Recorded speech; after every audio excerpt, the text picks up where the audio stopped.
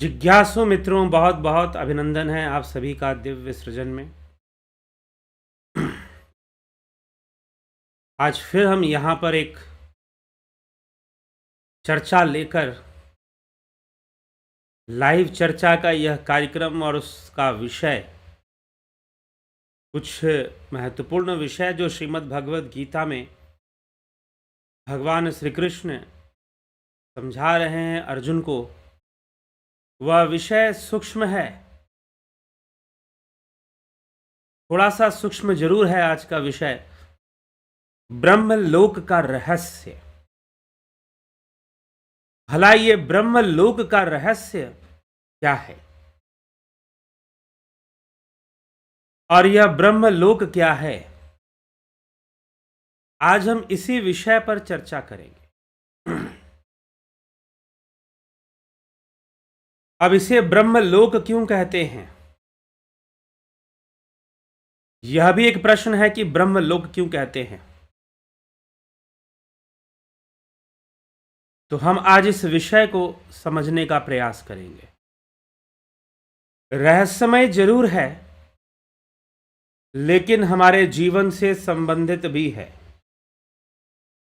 और मैं कोशिश करूंगा कि यह ब्रह्मलोक का जो रहस्य है, जो ब्रह्मलोक की अवधारणा है, जो कॉन्सेप्ट है, वो आपको समझ में आ जाए कि जीवन के साथ इसका कैसे संबंध है। छोटा मोटा संबंध नहीं, पूरा संबंध है, पूर्ण संबंध है जीवन के साथ। इस विषय की चर्चा उपनिषदों में भी, तैत्तिरीय उपनिषद और दूसरे उपनिषदों में भी, जहां हिरण्यगर्भ की चर्चा मिलती है, वहां पर भी यह चर्चा में आ जाता है।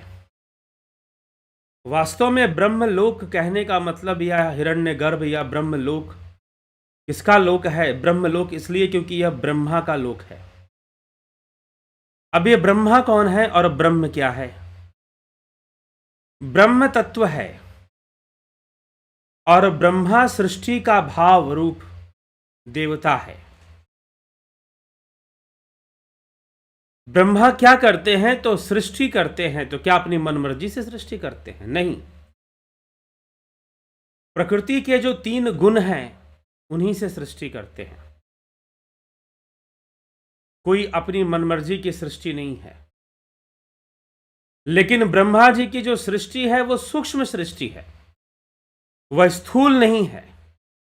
यह भी ध्यान रखिएगा,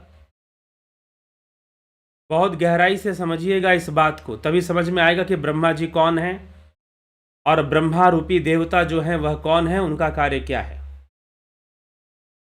जी हां, ब्रह्मा जी का कार्य जो है वो सृष्टि करना है। इस संसार में, इस प्रकृति में 2 क्रियाएं निरंतर चलती रहती हैं, सृष्टि, स्थिति और प्रलय। सृष्टि, स्थिति और प्रलय की क्रिया चलती रहती है। मतलब सृष्टि होती है और जिस विषय वस्तु की सृष्टि हुई है उसकी स्थिति कुछ समय के लिए बनी रहेगी और फिर वो प्रलय को प्राप्त हो जाएगा। कुछ समय के लिए बने रहना भी वो बहुत ही सूक्ष्म समय होता है। वास्तव में अगर देखा जाए तो सृष्टि और प्रलय ही चलता रहता है। जो स्थिति है वो भ्रम के रूप में ही प्रकट होता है। सत्य पूछो तो सृष्टि प्रलय समानांतर रूप से हमेशा ही चलता रहता है। समानांतर मतलब पैरेलल, जैसे 2 पैरेलल लाइंस हैं, जैसे कि रेल की 2 पटरियां, 2 ट्रैक जो है रेलवे ट्रैक, तो पैरेलल चलती हैं। तो सृष्टि और प्रलय दोनों हमेशा ही होते रहते हैं। स्थिति तो एक भ्रम के रूप में हमें दिखाई देती है, क्योंकि हम सूक्ष्म रूप से चलने वाले प्रलय को देख नहीं पाते हैं। सूक्ष्म रूप से चलने वाले प्रलय को हम देख नहीं पाते हैं, इसलिए हम उस अवस्था को स्थिति मान लेते हैं। हम उस अवस्था को स्थिति मान लेते हैं कि यह स्थिति है, अर्थात बीच में स्थिरता भी है या पालना भी हो रही है, लेकिन सत्य पूछो तो सूक्ष्म सृष्टि और सूक्ष्म प्रलय की क्रिया हमेशा ही चलती रहती है, निरंतर चलती रहती है। तो ब्रह्मा जी सृष्टि के देवता हैं, लेकिन वो उनकी सृष्टि कैसी है यह समझना जरूरी है।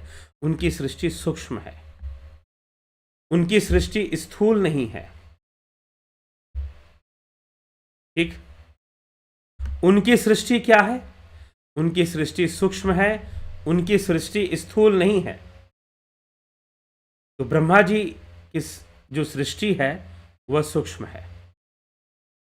वह पंचभूतों से, 3 गुणों से है जरूर, लेकिन अपंचीकृत है, क्योंकि जितना भी स्थूल विषय दिखाई देता है वह सब पंचीकृत होते हैं, अर्थात इसीलिए उनको प्रपंच कहते हैं। प्रपंच का अर्थ क्या है? कुछ लोगों ने कहा, एक महानुभाव ने कमेंट किया, प्रपंच मतलब आंखों का धोखा। जी नहीं, पंच तत्वों से निर्मित पंचीकृत जो स्थूल जगत है वह प्रपंच है। पंच तत्वों से निर्मित जो स्थूल जगत है वह प्रपंच ही है। और जो सूक्ष्म जगत है उसे हिरण्यगर्भ कहा गया है, उसे सूक्ष्म, वही ब्रह्मा का लोक है, वही ब्रह्मा का लोक है। वहां जो काल की गति है, काल है कि नहीं? काल है, लेकिन जो काल की गति है वो बहुत धीमी होती है।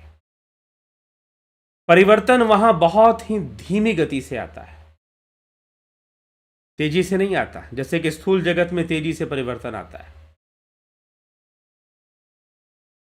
लेकिन सूक्ष्म जगत में जो परिवर्तन होता है वह बहुत धीमी गति से होता है, वहां जल्दी परिवर्तन नहीं आता। तो सूक्ष्म जगत में सूक्ष्म जीवी रहते हैं, सूक्ष्म जीवी, सूक्ष्म देहधारी रहते हैं, ना कि स्थूल देहधारी रहते हैं। सूक्ष्म देहधारी रहते हैं। जीव सूक्ष्म शरीर के साथ वास करता है, स्थूल शरीर के साथ नहीं। तो अब एक प्रश्न उठता है कि जब कोई जीव स्थूल शरीर को धारण करेगा तो क्या सूक्ष्म शरीर को त्याग कर करेगा? कभी भी नहीं, नेवर। सूक्ष्म शरीर को धारण करने वाले जीव को स्थूल शरीर धारण करने के लिए सूक्ष्म शरीर का त्याग नहीं करना पड़ता। वह अपने सूक्ष्म शरीर से ही स्थूल शरीर को धारण कर लेगा। उसे अपने सूक्ष्म शरीर का त्याग क्या करना पड़ेगा? नहीं करना पड़ेगा। सूक्ष्म शरीर के साथ ही वह स्थूल देह को धारण कर लेगा। इसका अर्थ यह है कि स्थूल शरीर में रहने पर भी जीव की एक अवस्था ऐसी जरूर होती है जिसमें वो सूक्ष्म शरीर में है। स्थूल शरीर रहने पर भी सूक्ष्म और कारण की अवस्था बनी रहेगी। तो ब्रह्मलोक का यही रहस्य है। लेकिन जो ब्रह्मलोक में जो सृष्टि हुई है ब्रह्मा जी के द्वारा, अगर हम कहें, या हिरण्यगर्भ के द्वारा भी मानते हैं उसे, तो वहां पर जो सृष्टि हुई है वो सूक्ष्म शरीर की सृष्टि। वहां पंच तत्व जो हैं, 5 एलिमेंट्स जो हैं, वो अपंचीकृत हैं। पंचीकरण क्या है? एक स्पेशल प्रोपोर्शन में, एक स्पेशल प्रोपोर्शन, एक अनुपात में तत्वों का मिलना पंचीकरण सिद्धांत कहलाता है। पांचों तत्व एक अनुपात में मिलकर जल का, स्थूल जल का निर्माण करेंगे। पांचों तत्व एक अनुपात में मिलकर स्थूल अग्नि का निर्माण करेंगे। पांचों तत्व एक अनुपात में मिलकर स्थूल जगत में वायु का निर्माण करेंगे। इस प्रकार की प्रक्रिया मानी गई है वेदांत शास्त्र में। तो यह बात हमें समझने की आवश्यकता है। सूक्ष्म शरीर, सूक्ष्म जगत, तो ब्रह्मा का लोक सूक्ष्म अव्यक्त जगत है। अव्यक्त क्यों है? क्योंकि चर्म चक्षुओं से या चर्म इंद्रियों से वहां तक पहुंचना असंभव है। देख नहीं सकते, सुन नहीं सकते। उस सूक्ष्म जगत, वहां ध्यान योग से जा सकते हैं, या फिर स्वप्न अवस्था में अवचेतन में आपको उसका परिचय थोड़ा मिलता है, लेकिन अवचेतन अवस्था होने के कारण बुद्धि उसको पूरी तरह से ग्रहण नहीं कर पाती। जब आप सो जाते हैं और स्वप्न अवस्था में रहते हैं, या आप विचारों की अवस्था में खो जाते हैं। अभी किसी ने बताया कि मैं बहुत सोचता हूं, दिन भर बैठकर सोचता ही रह जाता हूं, कोई काम नहीं कर पाता, सोचने की प्रक्रिया ही अत्यधिक चलती रहती है। ऐसी अवस्था से मैं गुजर रहा हूं। किसी ने अपनी समस्या को बताया तो मैं आपसे बताया। यहां पर क्या है, सूक्ष्म जगत ज्यादा हावी हो रहा है, जो दिखाई नहीं देता, अव्यक्त है, वह अव्यक्त है। लेकिन इतना भी अव्यक्त नहीं है, उससे भी बड़ा परम अव्यक्त है, उससे भी बड़ा परम अव्यक्त है। उसके बारे में भी भगवान कृष्ण जरूर बताएंगे। लेकिन सूक्ष्म जगत से, और जितने भी सूक्ष्म जगत में भी कई लोग हैं, फिर सूक्ष्म जगत में और भी लोग हैं, प्रेत लोक, देव लोक, बहुत कुछ। इन सभी लोकों में जाने वाले जीव पुनरावृत्ति को प्राप्त होते हैं। आ ब्रह्म भुवना लोका पुनरावृत्तिनो अर्जुना मामुपेत्य तू कौन्तेय पुनर्जन्म न विद्यते। हे अर्जुन, आ ब्रह्म भुवनात् लोका पुनरावर्तिना। हे अर्जुन, ब्रह्म लोक तक सभी लोग पुनरावृत्ति अर्थात आवागमन लगा रहेगा, जन्म मृत्यु के चक्कर में रहेंगे। वहां जाने पर पुनः लौटकर संसार में आना पड़ता है, परंतु हे कौन्तेय, मुझे प्राप्त होने पर पुनर्जन्म नहीं होता, अर्थात ब्रह्म को प्राप्त होने पर पुनर्जन्म नहीं होता। क्योंकि ये सारे लोग कर्म के बंधन में ही हैं। ये सारे लोग कर्म के बंधन में ही हैं, कर्म से परे नहीं है। इसीलिए कर्मों का भोग भोगने के लिए जीव को फिर से स्थूल शरीर धारण कर कर इस स्थूल जगत में, इस नश्वर संसार में फिर से उसे आना ही पड़ता है। सहस्र युग पर्यंत महर्यद ब्रह्मणो विदु रात्रिम युग सहस्रांताम ते हो अहोरात्र विदो जना। जो मनुष्य ब्रह्मा के 1000 चतुर्युगी वाले एक दिन को, 1000 चतुर्युगी वाले एक रात्रि को जानते हैं, वे मनुष्य ब्रह्मा के दिन और रात को जानते हैं। ब्रह्मा जी का जो दिन है और ब्रह्मा जी की जो रात्रि है, वह बहुत ही बड़ी है। कहते हैं कि एक बार गोकुल के अंदर एक घटना घटी। अगर आपने भागवत कथाएं सुनी हो तो भगवान की परीक्षा लेने हेतु या बस या उनकी लीला को देखने के उद्देश्य से बाल कृष्ण के मित्रों को चुरा लिया और चुरा कर ले गए और सोचे कि कुछ देर रखूंगा, 5 मिनट रखूंगा, क्या फर्क पड़ता है, कुछ देर अपने साथ इनको रखूंगा, देखता हूं कि कृष्ण क्या करते हैं, बड़े लीलाधारी हैं, उनकी लीला देखता हूं क्या करते हैं। तो कुछ देर के लिए, बस समझ लीजिए कि मुश्किल से 1 घंटे के लिए भी नहीं। अगर हम उसकी गणना क्या करें, मैं अंदाजन आपको बता देता हूं, शायद 1-2 मिनट के लिए ब्रह्मा जी ने उन बच्चों को अलोप कर दिया, चुरा लिया, अपने लोक में लेके चले गए। चुरा लिया तो भगवान कृष्ण ने देखा कि भाई ये तो गड़बड़ हो गया, ब्रह्मा जी तो ले गए हैं, लेकिन अपने लोक में ले गए हैं, जल्दी ही वापस ले आएंगे, लेकिन फिर भी यहां तो दिक्कत हो जाएगी। क्यों दिक्कत हो जाएगी? क्योंकि जब तक लेकर आएंगे तब तक यहां तो 1 साल बीत जाएगा। तो अब कृष्ण जी ने क्या किया कि जितने उनके ग्वाल बाल मित्र थे, कृष्ण वही बन गए। कोई मोहन था तो कृष्ण मोहन बन गए, कोई सोहन था तो कृष्ण सोहन बन गए, कोई श्रदामा था तो कृष्ण श्रदामा बन गए। ठीक? तो जो जैसा था कृष्ण वही बन गए और उनके घर में रहने लगे। और 1 वर्ष बीत गया और ब्रह्मा जी तो बस गए, सोचा कि खेल ही तो खेलना है, लुका छिपी का। स्वयं कृष्ण खेल खेल रहे, थोड़ा सा मैं भी खेल लेता हूं। चुरा कर ले गए ग्वाल बालों को और फिर वापस लाए। जब वापस लाए तो यहां 1 वर्ष बीत गया। पृथ्वी पर कितना समय बीत गया? 1 वर्ष बीत गया। अब ब्रह्मा जी ने तो अपने लोक के हिसाब से समय की गणना की कि भाई कुछ देर के लिए ले जा रहा हूं, तुरंत वापस ले आऊंगा। और जब वहां पर ब्रह्मा जी लेकर आए तो देखते हैं कि अरे हर घर में बालक तो पहले से है, तो फिर इन बालकों का क्या करना है? फिर उन्होंने जब दोबारा कहा कि ये कैसी लीला है प्रभु की, तो भगवान ने अपना ही रूप दिखाया कि हर बालक में स्वयं कृष्ण ने ही रूप धारण करके रखा है, हर बालक का।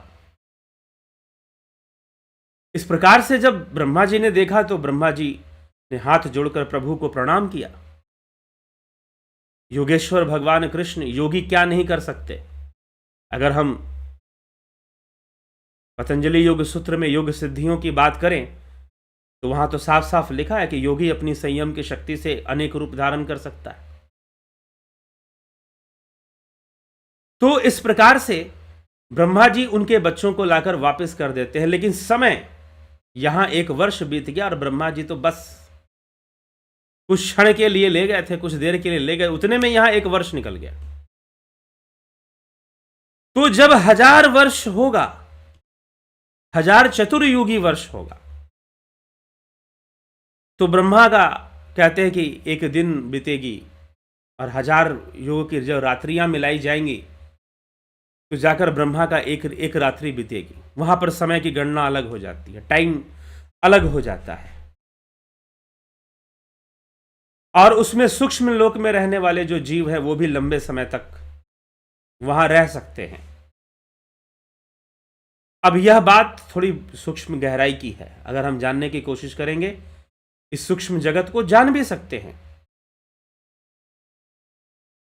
वहां इसीलिए एक एग्जाम्पल मैं आपको दे रहा हूं, आप गौर कीजिएगा कि इस विषय पर। जैसे कि आप स्वप्न देख रहे हैं, कोई रात्रि में आप सो गए हैं, आप स्वप्न देख रहे हैं। स्वप्न में आप कुछ भी देख रहे हो, कोई आपको दौड़ा रहा है, कोई आपको भगा रहा है, कोई आपको मारना चाहता है, कोई आपको नुकसान पहुंचाना चाहता है, या फिर आप कोई शादी पार्टी में गए, कोई भी घटना घट रही है स्वप्न के अंदर। आप कितनी देर देखते हैं आपको पता है? आप छोटा सा कोई सीन देखते हैं स्वप्न के अंदर, हो सकता है 2 मिनट के लिए आपने देखा हो, तो आपको लगेगा कि ये तो 2 ही मिनट, इतना ही छोटा सा, तो छोटी सी बात मैंने देखी है सपने में। लेकिन उतना देखने में, वो 2 मिनट का सीन देखने में आपको बाह्य जगत में 2 घंटा बीत जाता है, 2 घंटा बीत जाता है। और इसका प्रैक्टिकल आप खुद भी देख सकते हैं। कल ही एक महानुभाव ने फोन किया कि उन्होंने बताया कि मैं सुबह 4 बजे उठा और फिर मैं सो गया, और जैसे ही सोया मैं स्वप्न देखने लगा, और देखकर फिर मैंने कहा कि स्वप्न थोड़ा थोड़ा, मुझे स्वप्न भी चल रहा था लेकिन मुझे उठना भी था। और जब स्वप्न खत्म हुआ तभी मैं उठा, लेकिन जब मैं उठा तो 6, साढ़े छः बज चुके थे। 2-2.5 घंटे का समय निकल गया। लेकिन 2-2.5 घंटे मैंने जो स्वप्न देखा वो छोटा सा, तो इसका मतलब क्या, मैं उस समय सुषुप्ति अवस्था में भी गया था क्या? क्योंकि स्वप्न तो मैंने बस 2 मिनट का सीन देखा होगा, जितनी घटनाएं मैंने देखी थी वो 2 मिनट में घट गई, ऐसा ही मैंने देखा। लेकिन सोया तो मैं 2 घंटे नहीं, मैंने कहा कि ऐसा कुछ भी नहीं है। स्वप्न आपने पूरा देखा है, जितनी देर सोए हैं उतना देर आपने स्वप्न देखा है। लेकिन स्वप्न में जो टाइम की जो चेंज होती है ना, वो बहुत ही कम होती है। समय जो बदलता है स्वप्न में, समय जो बदलता है स्वप्न में, उसकी जो स्पीड होती है, रेट ऑफ चेंज जो होता है वो बहुत स्लो होता है, धीरे धीरे होता है। तो छोटा सा स्वप्न जो आपको 2 मिनट का लग रहा है, वास्तव में बाहर की घड़ी में 2 घंटे बीत जाएंगे, बाहर की घड़ी में 2 घंटे तक बीत जाएंगे। यह रहस्य है ब्रह्मलोक का, सूक्ष्म जगत का। अब आप कहोगे अच्छा, ये जो हम सपना देखते हैं यही ब्रह्मलोक है क्या? नहीं जी, क्योंकि आप उसमें अवचेतन अवस्था में होते हैं, तो आप कभी जान ही नहीं सकते कि आप स्वप्न में गए थे। हाँ, उसका एक टच आपको मिल रहा है स्वप्न की अवस्था में, आप उसमें गए नहीं हैं। जाने के लिए आपको ध्यान योग से जाना पड़ेगा, तब आप पूरे नियंत्रण में रहेंगे, कंट्रोल में रहेंगे और सूक्ष्म जगत को आप जान पाएंगे। नहीं तो रहस्य ही बना रहेगा, स्वप्न भी रहस्य, जीवन भी रहस्य, मृत्यु भी रहस्य, सब रहस्य ही बना रहेगा। ठीक है। तो इसीलिए हमें यह समझना पड़ेगा, एक तो यह स्थूल जगत है और यह हिरण्यगर्भ है, वो ब्रह्मा का लोक, ब्रह्मलोक। वहां से भी जीव को आना पड़ता है, चाहे वो देवता रूप में हो, चाहे वो प्रेत योनि में हो, चाहे वो अच्छी स्थिति में हो, चाहे बुरी स्थिति में हो, वहां से भी उसको लौट कर आना पड़ता है। देवताओं को भी बार बार जन्म लेना पड़ता है और सांसारिक सुख दुखों का भोग अपने कर्मों अनुसार करना पड़ता है। तो कर्म संस्कार ही सब करवाते हैं, कर्म संस्कार ही सब करवाते हैं। तो ब्रह्मा के लोक को, ब्रह्मलोक को अपनी इमेजिनेशन से मत जानने की कोशिश कीजिए, बहुत सरल है, ध्यान योग से भी जान सकते हैं। यदि आप सही समय दे पाते हैं ध्यान योग को, सही साधना कर पाते हैं, तो उस सूक्ष्म जगत को, उस अव्यक्त जगत को आप जान सकते हैं। वो चर्म इंद्रियों से, ये जो चर्म चक्षु है, इन चर्म चक्षुओं से आप उस तक नहीं पहुंच सकते, उसका रियलाइजेशन पॉसिबल नहीं है। थ्रू ध्यान योग ही उसका रियलाइजेशन पॉसिबल है, बेहतर तरीके से जान सकते हैं। इसीलिए ऐसा भी कई बार जिनका ध्यान अच्छा लगता है, ध्यान योग में कई ऐसे साधक होते हैं जो बहुत अच्छे से ध्यान योग करते हैं, वो ध्यान सारी साधना कर जाएंगे, घंटा कब बीता पता ही नहीं चलेगा। जब अच्छा ध्यान होना शुरू होगा ना, ऐसा ही होगा। अभी तो शुरुआत में जो लोग ध्यान योग का कोर्स करते हैं, उनको तो भाई घंटा बिताना भी बड़ा मुश्किल होता है। कुछ लोगों को, कुछ की तपस्या साधना पिछले जन्मों की अच्छी होती है तो भला बहुत अच्छे से चलते हैं वो लोग। तो ध्यान योग में भी कई बार ऐसा होता है कि लोग ध्यान करने बैठे और 1 घंटा बीत गया, लग रहा है कि 2 मिनट बीते होंगे, अभी 10 मिनट बीते होंगे, ऐसा भी होता है।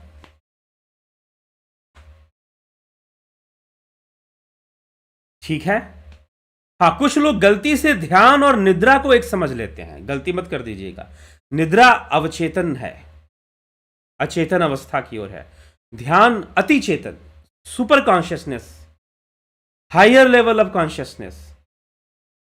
ध्यान इवोल्यूशन है, आपको इवॉल्व करता है ध्यान, आपकी कॉन्शियसनेस को डेवलप करता है ध्यान। Evolution of consciousness. महर्षि श्री अरविंदो इस सिद्धांत के बारे में बहुत अच्छे से समझाते हैं, बताते हैं अपने वेदांत दर्शन में, integral Vedanta and integral yoga, समग्र वेदांत, समग्र योग, इस सिद्धांत में बताया हुआ है। डेवलपमेंट ऑफ कॉन्शियसनेस, चेतना का विकास होना। श्री अरविंदो ने, इस पर हमने वीडियोस किए हैं पहले अरविंदो के ऊपर, आप 15 अगस्त 2022 की वीडियोस में जाएं, इसी चैनल पर आपको पूरा इवोल्यूशन ऑफ कॉन्शियसनेस का कॉन्सेप्ट बताया गया। तो आपकी जो चेतना है वो इवॉल्व करती है जब आप ध्यान योग करते हैं, आपकी चेतना इवॉल्व करनी शुरू हो जाती है, आप विकसित होने शुरू हो जाते हैं।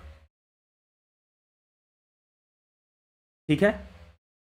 जब ध्यान योग होगा तो हम सूक्ष्म जगत को भी और अच्छे तरीके से हम जान पाएंगे, समझ पाएंगे, और सूक्ष्म स्तर पे काम कर कर हम बहुत सारी चीजों को बदल पाएंगे, परिवर्तन ला पाएंगे।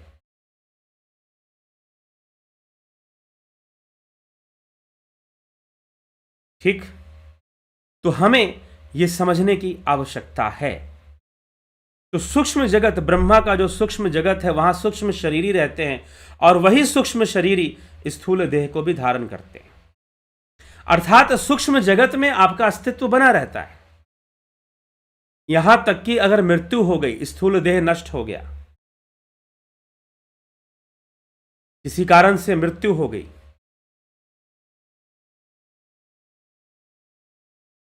और स्थूल देह नष्ट हो गया,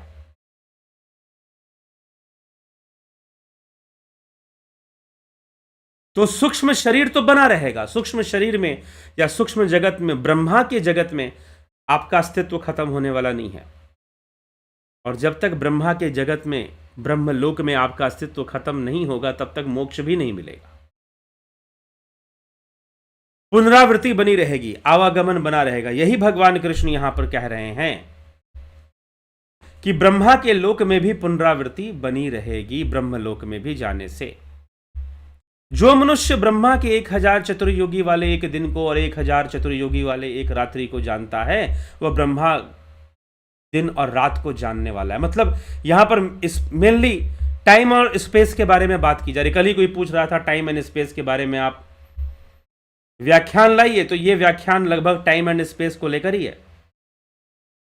टाइम एंड स्पेस, अगर आप आइंस्टीन की बात करेंगे तो आइंस्टीन का स्पेस वैसे चेंज नहीं होता है, टाइम भी नहीं चेंज हो रहा है। हाँ, स्पेस चेंज होता है, टाइम चेंज नहीं होता है आइंस्टीन की रिलेटिविटी में। लेकिन अगर आप श्रीमद् भगवद गीता, भगवान कृष्ण जो यहां रिलेटिविटी की बात कर रहे हैं, ब्रह्मा का लोक और यह लोक, इस लोक की यह लोक और ब्रह्म लोक की चर्चा जब कर रहे हैं, तो यहां पर टाइम और स्पेस दोनों में चेंज आ रहा है। टाइम भी बदलेगा, स्पेस भी बदलेगा। टाइम का जो कैलकुलेशन है वो चेंज हो जाएगा। सूक्ष्म जगत में, ब्रह्मा के लोक में टाइम का कैलकुलेशन चेंज हो जाएगा और इस लोक में, और स्पेस भी चेंज हो जाएगा। यहां पर जो स्पेस है वो फिजिकल है, स्थूल है। वहां पर जो स्पेस है वो फिजिकल नहीं है, स्थूल नहीं है, वो भावनात्मक स्पेस है और उसका अस्तित्व बना रहेगा। तो मृत्यु के बाद हम हमेशा उस लोक में हैं। हमने कभी ब्रह्मलोक नहीं छोड़ा, ब्रह्मलोक में हम हमेशा ही हैं। बस हमने स्थूल शरीर धारण कर लिया और स्थूल जगत में आ गए हैं, नश्वर संसार में हम स्थूल लोक में आ गए हैं। लेकिन जब हमारी मृत्यु होगी, हम इस देह को छोड़ेंगे तो भी ब्रह्मलोक में बने रहेंगे और फिर उसी ब्रह्मलोक से फिर से हम स्थूल शरीर धारण करेंगे। पुनरावृत्ति होगी, पुनरावृत्ति, साइकिल चलेगा, कर्मा चक्र चलेगा, काल चक्र चलेगा। है चक्रवत विधि की गति, ऊपर कभी नीचे कभी, सुख दुख न रहते सम, कभी आते कभी जाते कभी। ठीक है, तो स्पेस और टाइम, रिलेटिविटी जो है स्पेस और टाइम से ही तो चलेगी। इसीलिए इमैनुअल कांट ने जब अपनी थ्योरी ऑफ रिलेटिविटी दी थी, आइंस्टीन से भी पहले theory of relativity Immanuel Kant ने दी थी और उसने कहा था कि जो भी एक्सपीरियंस हम करते हैं, जो भी एक्सपीरियंस हम करते हैं सेंस ऑर्गन से, इन आंखों से, कानों से सुनते हैं, त्वचा से अनुभव करते हैं, जो भी एक्सपीरियंस हम वर्ल्ड में कर रहे हैं, दे आर नॉट रियल, वो सत्य नहीं है। क्यों सत्य नहीं है? Because you are receiving all the experiences in the flux of space and time. You are receiving, you are getting all the experiences in the flux of space and time. आप space और time के flow में, उसका एक प्रवाह है, एक flux है। फ्लक्स मतलब जैसे कि यूनिडायरेक्शन में जब रेज फ्लो करती हैं, फोर्स, एनर्जी की रेज, तो हम उसको फ्लक्स कहते हैं। जो लोग फिजिक्स पढ़ते होंगे उसमें ये सब शब्द प्रयोग किया जाता है, जो फिजिक्स, भौतिकी, साइंस के जो स्टूडेंट, फिजिक्स के जो स्टूडेंट होंगे। तो इमैनुअल कांट एक फिजिसिस्ट, एक मैथमेटिशियन भी था। कांट की फिलॉसफी बहुत ही रेप्यूटेड फिलॉसफी है वेस्टर्न फिलॉसफी में। तो उसने कहा कि जो भी आप अनुभव कर रहे हैं संसार के अंदर, वो एक स्पेस और टाइम में चल रहा है, और स्पेस भी चेंज हो रहा है, टाइम भी चेंज हो रहा है। स्पेस बदल गया, टाइम बदल गया, एक्सपीरियंस भी बदलेगा। तो जो भी आप एक्सपीरियंस कर रहे हैं वो रियल नहीं हो सकता, सत्य नहीं हो सकता। वैसे ही हीगल ने जो आउटर वर्ल्ड का जो एक्सपीरियंस है उसे रियल नहीं माना, और आदि गुरु शंकराचार्य, महर्षि पतंजलि, जो योग दर्शन है, ये आदि गुरु शंकराचार्य का दर्शन है। इसी आधार पर, हालांकि इमैनुअल कांट बहुत बाद में आया, बहुत सारे पाश्चात्य दार्शनिक बाद में आया। आदि गुरु शंकराचार्य तो 1500 वर्ष पहले, आज से कहते हैं, कुछ लोगों का मानना है 2500 वर्ष पहले, तब उन्होंने अद्वैत सिद्धांत, और उससे भी पूर्व राजा जनक, सुखदेव मुनि और अष्टावक्र और राजा जनक की जो अष्टावक्र महागीता है उसमें अद्वैत सिद्धांत को रखा गया है, अद्वैत वेदांत को रखा गया है। यह संसार सत्य है ऐसी मान्यता नहीं है, नहीं मानते कि संसार सत्य है। गोस्वामी तुलसीदास जी क्या लिखते हैं इस विषय में? यही विधि जग हरि आश्रित रही, यद्यपि असत्य देत दुख आही। जो सपने सिर काटे कोई बिन जागे ये दुख दूर ना होई। संसार का दुख वैसे ही है जैसे स्वप्न में आपका कोई सिर काट रहा हो और आप रो रहे हो, चिल्ला रहे हो, लेकिन जैसे ही नींद से जगोगे पता चलेगा अरे ये सब तो ऐसे ही था, ये तो स्वप्न के मानिंद ही सब कुछ है, ऐसे ही है, ये सब क्या है ये सब। तो यह चीज हो जाती है, स्वप्न के मानिंद ही बनता है अंत में संसार भी। तो इसका उपाय यह नहीं है कि हम ये मान लें कि स्वप्न के मानिंद है, जी नहीं, मानने से नहीं होगा। ध्यान योग के द्वारा जब हम अपनी चेतना को विकसित कर लेंगे तो ये ज्ञान हो जाएगा, हम ऐसी अवस्था में पहुंच जाएंगे जहां संसार के सुख दुख गौण हो जाएंगे। गौण मतलब नॉमिनल, वर्थलेस, कोई वैल्यू नहीं, वैल्यूलेस हो जाएंगे, अपने आप हो जाएंगे जब हम, क्योंकि हम एक हायर लेवल ऑफ कॉन्शियसनेस में चले जाएंगे। लेकिन हायर लेवल ऑफ कॉन्शियसनेस में जाने के लिए आपको ध्यान योग तो करना पड़ेगा, इवॉल्व होना पड़ेगा आपको, और ध्यान योग आपकी चेतना को इवॉल्व करेगा। ध्यान योग आपकी चेतना को, आपकी कॉन्शियसनेस को इवॉल्व करेगा ध्यान योग। तो इसीलिए अभ्यास करते रहना जरूरी है, अभ्यास करते रहना जरूरी है, ध्यान योग का अभ्यास करते रहना। जो लोग कर चुके हैं और जो नहीं किए हैं, 20 मार्च से ऑनलाइन ध्यान योग का कोर्स शुरू होगा। जो ऑफलाइन ज्वाइन करना चाहते हैं उनके लिए अप्रैल में एक विकल्प है, वाराणसी में आकर वो ऑफलाइन ज्वाइन कर सकते हैं। ज्वाइन पहले कर ले, वाराणसी में आके अटेंड कर ले। अगर कुछ लोग कहते हैं अगर हमने ज्वाइन कर लिया ऑफलाइन वाला और ना जो आ पाए वहां पर, तो भी चिंता मत कीजिए, ऑनलाइन तो मिलेगा ही मिलेगा। अगर आपने ज्वाइन कर लिया और किसी कारण से आप ऑफलाइन में नहीं आ पाए तो आपको ऑनलाइन तो मिल ही जाएगा। और ऐसा नहीं कि ऑनलाइन में आप अच्छे से नहीं सीखते, लोग कर रहे हैं और बहुत अच्छे से सीख रहे हैं और अभ्यास में भी लगे हुए। तो इसीलिए 20 मार्च, इसी 20 मार्च मतलब आज 12 तारीख है, 8 दिन और, तो आपको यह ध्यान योग का कोर्स प्रारंभ हो रहा है 20 मार्च से। आप ज्वाइन करना चाहते हैं शीघ्र ज्वाइन कर लें, समय कम है, 8 ही दिन बाकी है। तो ध्यान योग का कोर्स यह आपको सिखाता है कैसे आपको अपनी चेतना को इवॉल्व करना है, अपनी कॉन्शियसनेस को इवॉल्व करना, हायर लेवल ऑफ कॉन्शियसनेस में कैसे जाना है।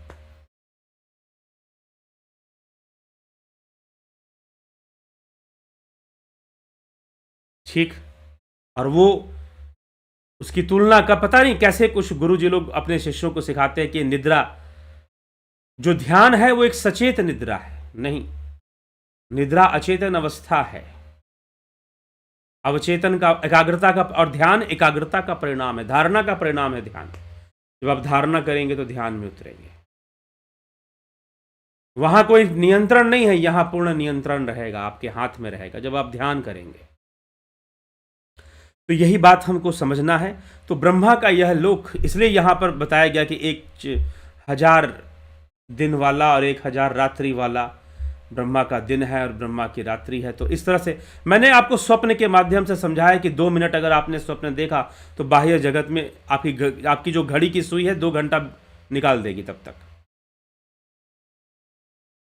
ठीक है। इसी लोग कई बार लोग कहते हैं कि मैं तो सारी रात सपना ही देखता रहा। तो भैया बताओ 6 घंटे में क्या क्या देखा। मान लो 6 घंटे सोए और कोई कहे कि मैं सारी रात स्वप्न ही देखता रहा, तो 6 घंटे में क्या क्या देखा।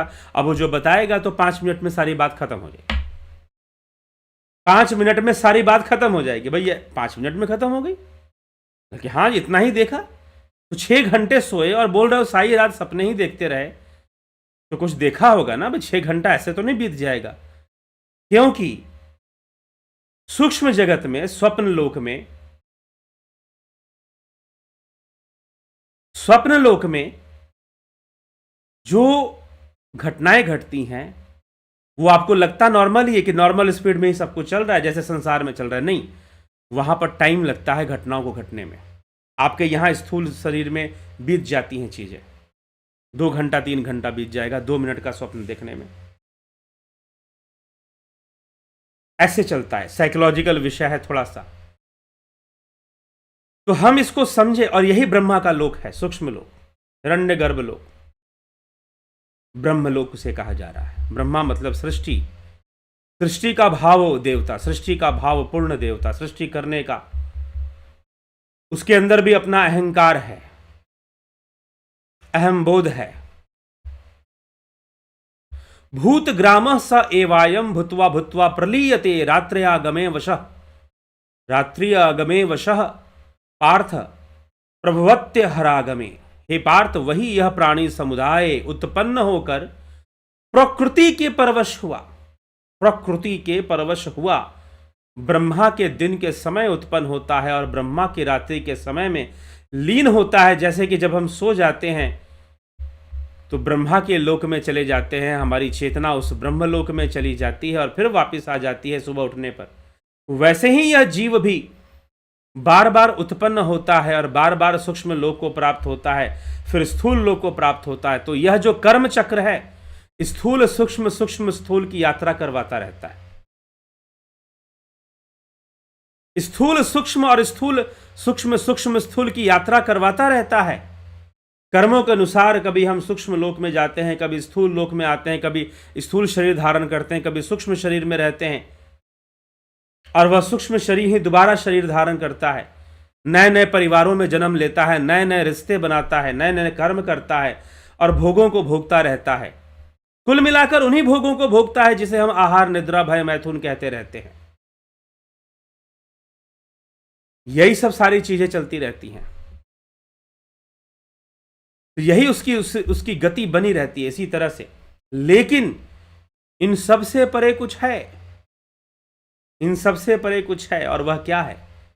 परस्तस्मातु भावो अन्यो अव्यक्तो अव्यक्तात् सनातनः यह स सर्वेषु भूतेषु नश्यत्सु न विनश्यति।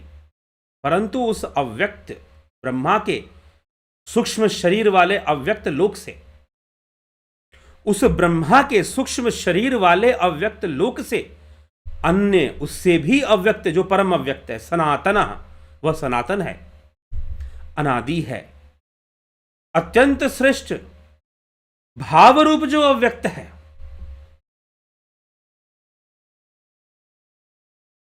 भावातीत में स्थित रहने वाला वह ब्रह्म, वह ईश्वर, वह संपूर्ण प्राणियों के नष्ट होने पर भी नष्ट नहीं होता,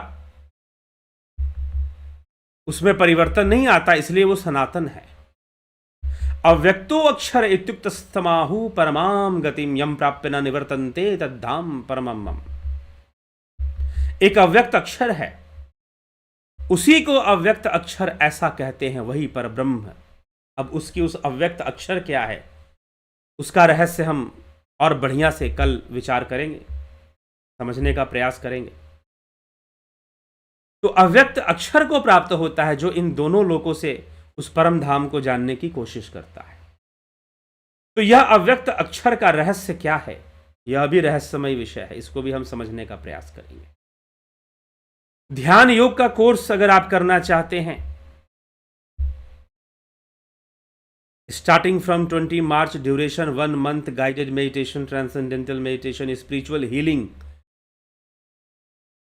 इसमें 2 मेंबरशिप है, join Jupiter and sun membership. Jupiter join करेंगे तो guided meditation, transcendental meditation, spiritual healing.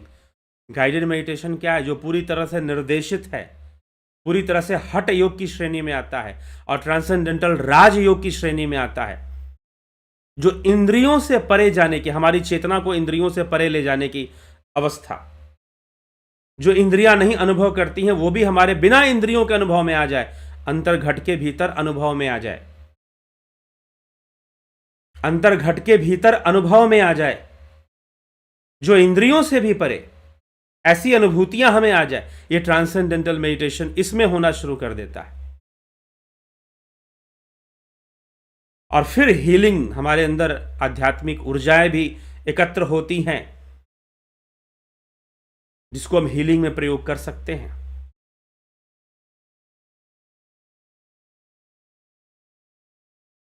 तो जुपिटर मेंबरशिप ज्वाइन करने से आपको ये तीनों कोर्सेज प्राप्त होती हैं, गाइडेड मेडिटेशन, ट्रांसेंडेंटल मेडिटेशन और स्पिरिचुअल हीलिंग का। सन मेंबर से इस हीलिंग नहीं मिलेगा, बाकी दोनों मिलेगा। तो आप इसकी पूरी जानकारी चाहते हैं तो इस नंबर पर आप संपर्क कर लें, व्हाट्सएप मैसेज कर दें 9661802459 9661802459। मैं आपको व्हाट्सएप भी यहाँ पर चैट में आपको मैं कमेंट भी कर दूंगा, चैट बॉक्स में आपको मिल जाएगा ये नंबर। इस नंबर पर आप व्हाट्सएप मैसेज कर कर आप इसकी डिटेल्स ले सकते हैं कि हमें ये कोर्स कैसे ज्वाइन करना है। 9661802459 ये कोर्स हमें कैसे ज्वाइन करना है, इसकी सारी डिटेल्स हम प्राप्त कर सकते हैं। ठीक है, तो आप इस नंबर पे कांटेक्ट कीजिए और प्राप्त कीजिए। साथ ही जो लोग ध्यान योग कर लेते हैं, मैं उनसे जरूर कहूंगा प्राकृतिक चिकित्सा का भी कोर्स कर लें तो बहुत अच्छा है। यह आपके शरीर को उस अवस्था में बनाए रखने में सहयोगी है जिस अवस्था में ध्यान योग बहुत अच्छे से होता है। तो प्राकृतिक चिकित्सा एक तो वैकल्पिक चिकित्सा है और आत्मनिर्भरता देता है हमें। जो भी इसमें टेक्निक है, जितना हम जान पाए और जितना हम फॉलो कर पाए, हमें अपने आप को स्वस्थ बनाए रखने में हमें यह आत्मनिर्भरता भी प्रदान करता है, आत्मनिर्भरता देता है। तो हमें ऐसी चिकित्सा पद्धतियों को, प्राकृतिक चिकित्सा भी है, एक्यूप्रेशर भी है और भी एक स्पिरिचुअल हीलिंग तो हम दे ही रहे हैं, ऐसी चिकित्सा पद्धतियों को भी जानकारी हम जितना बढ़ाएं उससे हमें लाभ भी मिलना शुरू होता है। ठीक है, तो प्राकृतिक चिकित्सा का यह एक 1 मंथ कोर्स है, आप इसे कर सकते हैं। और ध्यान योग का तो 1 मंथ कोर्स है ही। कुछ लोग पूछते हैं ये ध्यान योग का कोर्स हम कितने दिन का है, ड्यूरेशन इसका 1 मंथ है। सबसे महत्वपूर्ण कोर्स है क्योंकि यह हमारी चेतना को विकसित करता है, इवॉल्व करता है हमारी कॉन्शियसनेस को। ठीक है, तो इस नंबर पर आप मैसेज कर लें, रिक्वेस्ट लिख दें कि आपको जानना है, कृपया हमें ध्यान योग की जानकारी दीजिए। तो आपको सारा डिटेल्स दे दिया जाएगा और आप उसे ज्वाइन कर कोर्स, आज ही लाइव सेशन हुआ, कोर्स का हर संडे लगभग होता है लाइव सेशन इस कोर्स से संबंधित। तो जो लोग ज्वाइन करते हैं उन्हीं को वो लाइव सेशन मिलता है। तो इसीलिए हमें यह अच्छे से यह ध्यान योग का कोर्स हमें ज्वाइन कर भली भांति हम इसका अभ्यास करें, जुड़े रहें और अभ्यास में बने रहें, तो बहुत लाभ हम अपने जीवन में उठा सकते हैं। तो बहुत लाभ आप अपने जीवन में जरूर उठाइए और लाभान्वित होइए इस कोर्स से। और ऑनलाइन में भी या वीडियोस के माध्यम से और लाइव कॉन्फ्रेंस के माध्यम से, वीडियो कॉन्फ्रेंस के माध्यम से ये चलता है। जैसे जूम ऐप या गूगल मीट पर कॉन्फ्रेंस हम लाइव में कर लेते हैं, उसमें आपको डिमॉन्स्ट्रेट करते हुए सारी चीज़ें बताई जाती हैं, दिखाई जाती हैं। डिमॉन्स्ट्रेशन वीडियोस भी दी जाती हैं कि आपको कैसे प्रैक्टिसेस करनी है, कैसे अभ्यास करना है। ठीक है, तो ये लाइव में बड़े अच्छे से चलता है। लेकिन कई बार लोग सोचते हैं अरे ऑनलाइन क्या करेंगे, ऑफलाइन क्या करेंगे। देखिए, दोनों के अपने अपने फ़ायदे हैं और लिमिटेशंस हैं। ऑनलाइन का अपना एक लिमिटेशन है कि ये एक मीडियम से होता है, इंटरनेट के मीडियम से। ऑफलाइन में आप आमने सामने बैठते हैं, लेकिन ऑफलाइन किसी एक जगह पर हो सकता है, उस जगह पे आना पड़ता है, फिर उस जगह पे फिर पहुंचना पड़ता है हमें। ट्रेन से आएंगे, फ्लाइट से आएंगे, जैसे भी आएंगे। लेकिन ऑनलाइन का ये लाभ है, चाहे आप कहीं भी रह रहे हो, आप ऑनलाइन में जुड़कर हम ये सब इस मीडियम को यूज़ कर हम ऑनलाइन कोर्स का लाभ उठा सकते हैं। तो ये मीडियम है, तो ज़रूर जानने की कोशिश कीजिए। अगर एक साथ ऑफलाइन कभी भी एक साथ हर जगह नहीं हो सकता, हाँ, फ्यूचर में अगर सेंटर्स बहुत सारे खुलते हैं हमारे, तो फिर आपको ऑफलाइन मिलने में दिक्कत नहीं होगी। तो ऑफलाइन जो प्रोग्राम्स हैं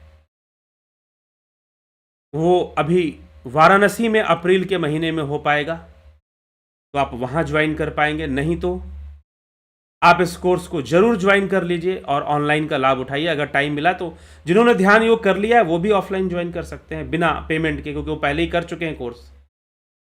ठीक है, तो हम चलिए इसी विषय को आगे बढ़ते हैं और आगे चलते हैं और आगे बढ़कर हम करते हैं। आपके कमेंट्स को देखते हैं। जो ज्वाइन करना चाहते हैं जरूर मैसेज कर दें।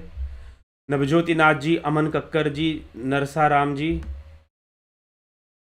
संतोष कुमार, सविता नायक, अनिल सोनी, एमडी अली, शंकर प्रसाद, पवन कुमार गुप्ता, विष्णु चंद्र मौर्य, विनोद के सूद, गोविंद प्रसाद कोरी।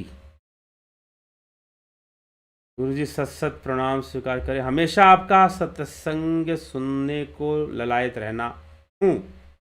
अच्छी बात है, लाभ उठाइए।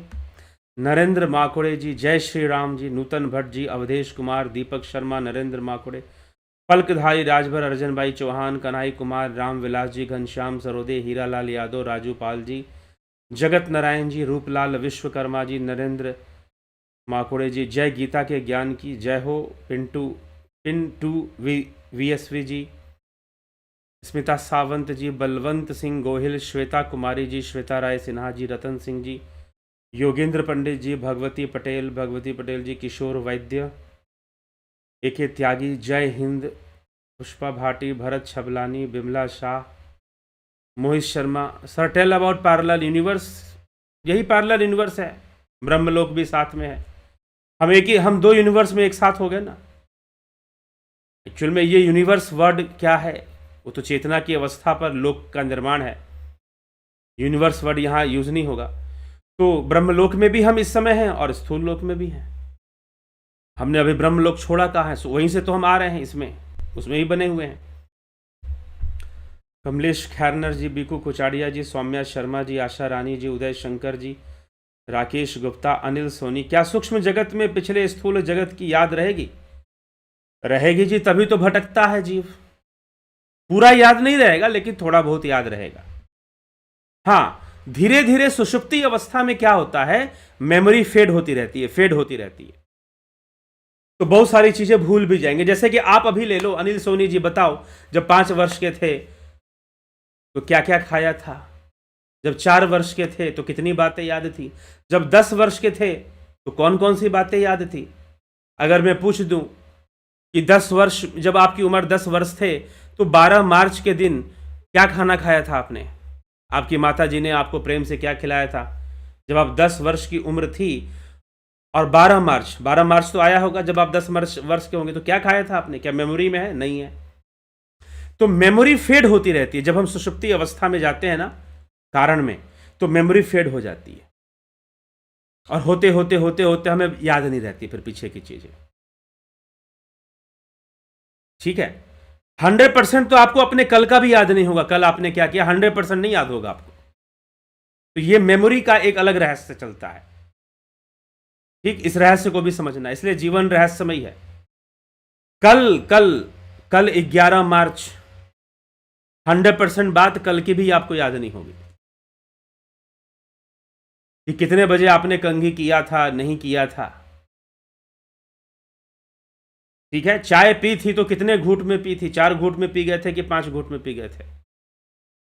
बहुत सारी बातें आपको याद नहीं हो सकती हैं। तो हाँ, फिर भी मैं कह सकता हूं कि 95% आपको कल की बातें याद हों, लेकिन यही 10 दिन बाद फिर पूछी जाएंगी कि बताइए इस दिन क्या हुआ था, तो आपको याद नहीं आएगी सारी बातें। ठीक है, तो मेमोरी, जैसे जब हम सो जाते हैं ना और जितनी देर के लिए सुषुप्ति अवस्था में जाते हैं, उस समय मेमोरी फेड होती रहती है। ये प्रक्रिया हमेशा निरंतर चलती रहती है और एक दिन बहुत पिछले जन्मों की तो हम बातें भूल ही जाते हैं। लेकिन तुरंत जब यह जीव देह को त्यागता है तो सूक्ष्म शरीर में उसे याद रहता है कि मैं किस परिवार में था, क्या था, कैसी चीजें थी। ठीक है, स्पिरिचुअल विथ साइंटिफिक प्रूफ। गंभीर शाह जी, विनोद कुमार शर्मा जी, बहुत अभिनंदन। मंजू शर्मा जी, नमः शिवाय। Can you please post the link to join the online शिविर?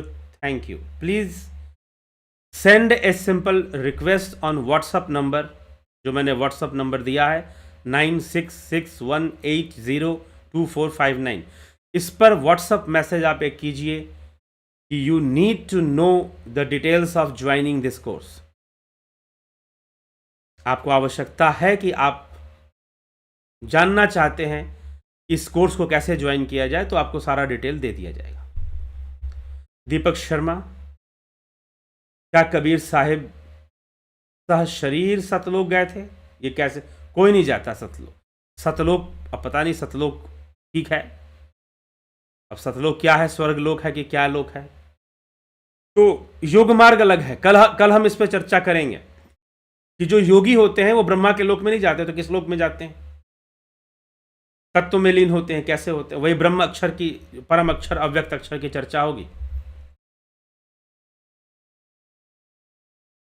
सशरीर नहीं जाता कोई, सूक्ष्म में ही जाता है। सौम्या शर्मा, ब्रह्मलोक में रहने वाले जीवों को पता होता है कि वो किसी सूक्ष्म लोक में रह रहे हैं। कई बार नहीं होता, माया का पर्दा उनके पार भी होता है, और फिर धीरे धीरे वो जान भी जाते हैं।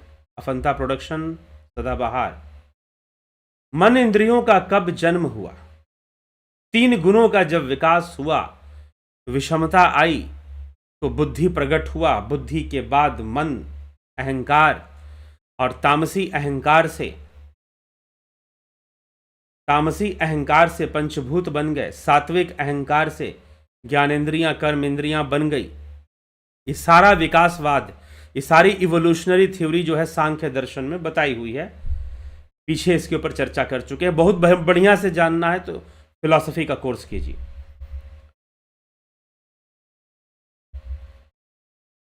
संतोष कुमार जी, पुष्पा शर्मा जी, हमने तो ऑनलाइन कोर्स किया, हमें तो ऐसा लगा कि जैसे हम पास में बैठकर, जी हाँ, संतोष कुमार जी का अनुभव है कि ऑनलाइन कोर्स जब उन्होंने, संतोष कुमार जी ने किया, तो उनको ऐसा लगा जैसे कि हम आमने सामने बैठकर ही सीख रहे हैं। इसलिए ऑनलाइन कोर्स में कोई दिक्कत या कोई कमी वाली बात नहीं है। आपको ऐसा ही अनुभव होगा कि सब कुछ हमें बढ़िया से पता चल रहा है, और स्टेप वाइज स्टेप बड़े ही सिस्टमैटिक वे में हर चीज आपको बताई जा रही है। ठीक है, तो संतोष कुमार ने इसका लाभ उठ। चलिए ठीक है। रामविलास जी, क्या योगी भी शरीर छुटाने के बाद ब्रह्मलोक जाते हैं? तो योग के लिए तो बहुत लंबा गैप होता होगा। योगी योग करते हुए ही ब्रह्मलोक की यात्रा करना जान जाते हैं। जब उनका योग पूर्ण होगा तो ब्रह्मलोक नहीं जाते। फिर वो ब्रह्मलोक में तो वैसे ही इतने स्वतंत्र हो जाते हैं कि ब्रह्मलोक में अपने आप ही यात्रा कर लेंगे वो लोग। ठीक है। मोहित महाजन जी, बहुत अपनी इच्छा मात्र से वो शरीर भी धारण करेंगे फिर योगी जो हैं। मोहित महाजन। अनिल सोनी जी, बहुत अभिनंदन। दुष्यंत चौहान जी,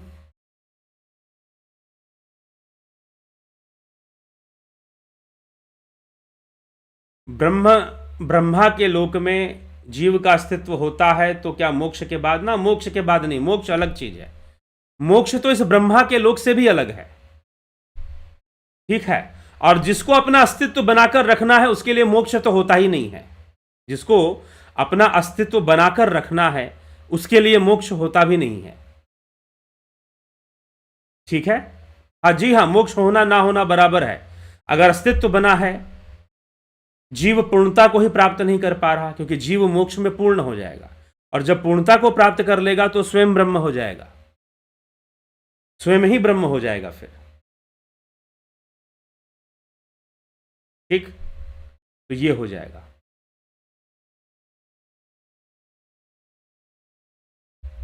तो ये चीज है। तो क्या उस चेतना की कोई अनुभूति याद, जब मोक्ष के बाद जीव जन्म नहीं लेगा तो फिर चेतना अनुभूति, मोक्ष की अनुभूति या मेमोरी होने का कोई मतलब ही नहीं निकलता है। दीपक गोयल जी, अनिल सोनी जी, बबीता धीमान जी, पंकज सोनी जी, माधुरी कोले जी, चंदन राव जी। पंजीकरण नहीं, पंचीकरण, पंचीकरण आगे मिलेगा। ठीक है। सुना कीजिए, पहले भी पंचीकरण के बारे में मैंने बताया है। पंचीकरण का सिद्धांत क्या है आगे भी मिलेगा, और जो फिलॉसफी का कोर्स कर रखे हैं वेदांत दर्शन में उनको मिलेगा।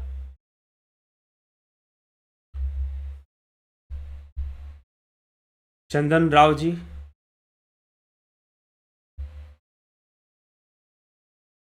इंद्र बनने के लिए क्या करना होगा? पुण्य कर्म कीजिए, कर्म अच्छा होगा तो कुछ दिन के लिए इंद्र बन जाएंगे, लेकिन इंद्र बनने के बाद भी दोबारा इस योनियों में भटकना पड़ेगा, नीच योनियों में दोबारा आना पड़ेगा। जैसे ही पुण्य खत्म होगा नीच योनियों में आना पड़ेगा। तो पंचीकरण का सिद्धांत, पंच तत्वों का आपस में मिलना, एक विशेष अनुपात में मिलना, एक विशेष रेशियो में, अनुपात में मिलने से पंचीकरण होता है।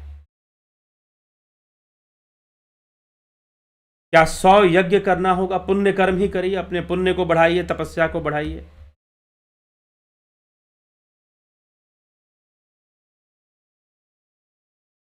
सर हम मोक्ष के लिए लिमिटेड, मोक्ष के लिए तो योग करना पड़ेगा ना, लिमिटेड कर्म क्या? अपना इंद्र बनने के लिए पुण्य कर्म करना होगा,